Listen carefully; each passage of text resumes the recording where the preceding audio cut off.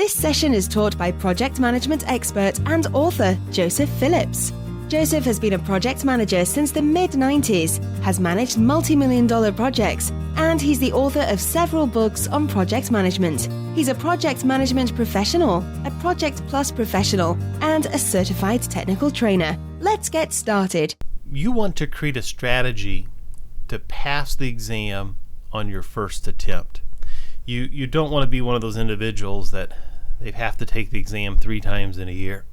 So I'm going to help you out. I'm going to give you a strategy that I've created and that I use in my exam prep courses, and certainly the supplies for the course here on Udemy.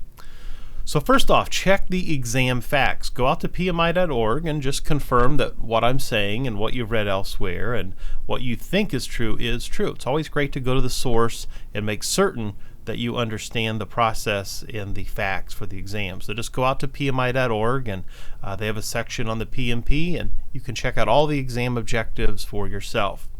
Now the exam, you must know the 47 processes.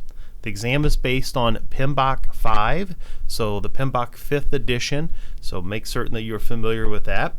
So not only do you have to know the 47 processes and the 5 process groups, initiating, planning, executing, monitoring, controlling, and closing, but you also have to know the knowledge areas. So we have 10 knowledge areas. We have project integration management, you have scope, time, cost, quality, HR, communications, risk, procurement, and the new one in PMBOK 5 is stakeholder management. So you have to know those knowledge areas in addition to the 5 processes. And then the different theories. There's all sorts of theories throughout the exam you have to be familiar with. The exam is a pass or fail test, so you want to work smart. Don't worry about getting a 100. It's gold plating to try to get more than the passing score. I'm kidding a little bit here. Of course, you want to do the best that you can on the exam, but just focus on passing. You don't have to get every question correct. So here's what PMI tells us as far as the PMP exam.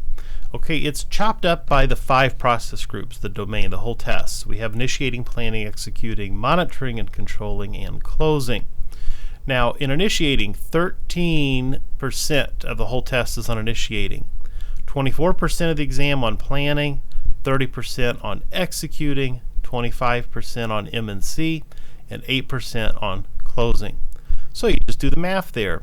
Expected questions, 13% of 200 is 26. So you can expect approximately 26 on initiating, 48 questions on planning, 60 on executing, 50 on monitoring and controlling, and on closing you can expect about 16.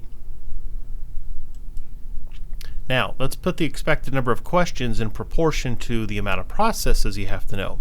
In initiating and closing, there are only 2 processes. So look at initiating, 26 questions, but only 2 processes. If you really know everything about those 2 processes, then you'll do great on initiating. Same with closing. So really spend some extra time there. Planning, 24 processes, but 48 questions.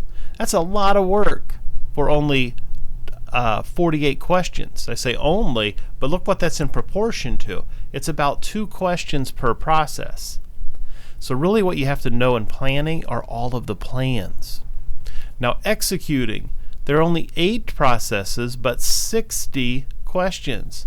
So that's roughly 7 or 8 questions per process there in executing. Monitoring and controlling, you're going to have 50 questions based on 11 processes. So 4 or 5 questions per process. So in other words, you want to work smart, not hard. Let's take a look at what my recommendation here. Planning and monitoring and controlling are really important. I'm not going to deny that. Very important, and you have to know them.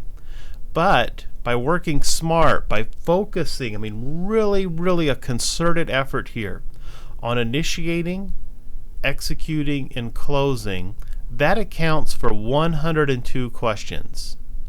Okay? The number of processes, though, are only 12.